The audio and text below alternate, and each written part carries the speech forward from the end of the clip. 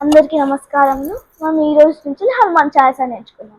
ముందు హనుమాన్ చాలీసా మీనింగ్ అంటే హనుమాన్ చాలీసా అంటే ఏంటో తెలుసుకుందాం. హనుమాన్ అంటే మనకు అందరికీ తెలుసు. హనుమాన్ చాలీసా అంటే 40 శ్లోకాలు. సో మనం హనుమాన్ చాలీసా చూసాం అనుకోండి, 40 శ్లోకాలు ఉంటాయి. సో 40 శ్లోకాలు. హనుమాన్ చాలీసాని రచించినది తులసీదాస్. మనం హనుమాన్ చాలీసా ద్వారా హనుమంతుడు ఎలా ఉంటాడో తెలుసుకోవచ్చు. మనము రోజు హనుమాన్ చాలీసా నేర్చుకుంటే చాలా మంచిది. ఇప్పుడు స్టార్ట్ చేస్తున్నాం. శ్రీ గురు చరణ సరోజ రజా నిజ మన ముకుర సుధారి వరణౌ రఘువర విమలయసా జోదాయక ఫలచారి. ఇప్పుడు మనం దీని మీనింగ్ నేర్చుకుందాం. శ్రీ గురుదేవుల పాద పద్మముల ధూళితో అద్దము నాటి నా మనసుని శుభ్రపరుచుకొని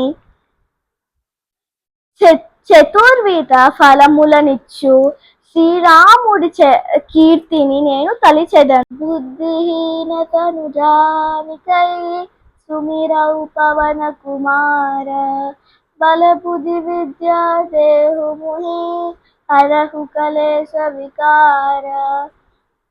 బుద్ధిహీన శరీరాన్ని తెలుసుకొని హో పవన కుమార, నిన్ను నేను స్మరించుచున్నాను. నాకు బలము బుద్ధి విద్యను ప్రసాదించి కష్టాలను తొలగింపుము. జయ హనుమాన్ జ్ఞాన గుణ సాగర జయ కపీసతి లోక ఉజాగర. జయ హనుమాన్ జ్ఞాన గుణ సాగర అంటే హో హనుమంత, జ్ఞానము మరియు మంచి గుణముల సముద్ర వంటి నీకు. జయ కపీసతి లోక ఉజాగర, వానర జాతికి ప్రభువైన నీకు, 3 లోకాల్ని ప్రకాశింపజేసే నీకు జయము జయము.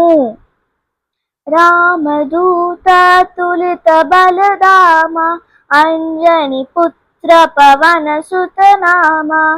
రామదూత తులిత బలదామ అంటే నీవు శ్రీరామునకు దూతవు, అమితమైన బలము కలవాడవు. అంజని పుత్ర పవన సుతనామ, అంజనీ దేవి పుత్రుడిగా పవనసుత అను నామము కలవాడవు.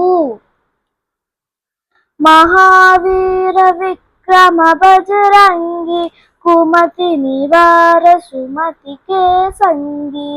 మహావీర విక్రమ బజరంగి అంటే నీవు మహావీరుడవు, పరాక్రమముతో కూడిన వజ్రము వంటి దేహముతో.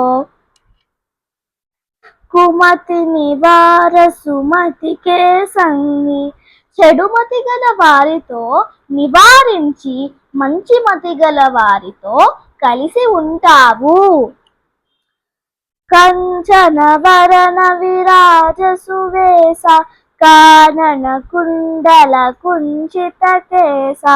కంచన వరణ విరాజ సువేశ అంటే బంగారు రంగు గల దేహంతో మంచి వస్త్రములు కట్టుకొని. కానన కుండల కుంచిత కేశ మంచి చెవిదిద్దులు పెట్టుకొని ఉంగరాల జుట్టు కలవాడవు. ఈ శ్లోకం మనకి హనుమంతుడు ఎలా ఉన్నాడో చెప్తుంది. हाथ वज्र और ध्वजा विराजे कांधे मूंज जनेऊ साजे.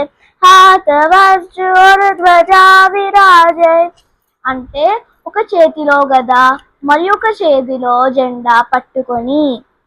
కాందే మూంజ జనేహు సాజే భుజము మీద యజ్ఞోపవేతం ధరించువాడు అంటే హనుమంతుడి దగ్గర ఏముంటుందో చెప్తుంది. ధన్యవాదములు.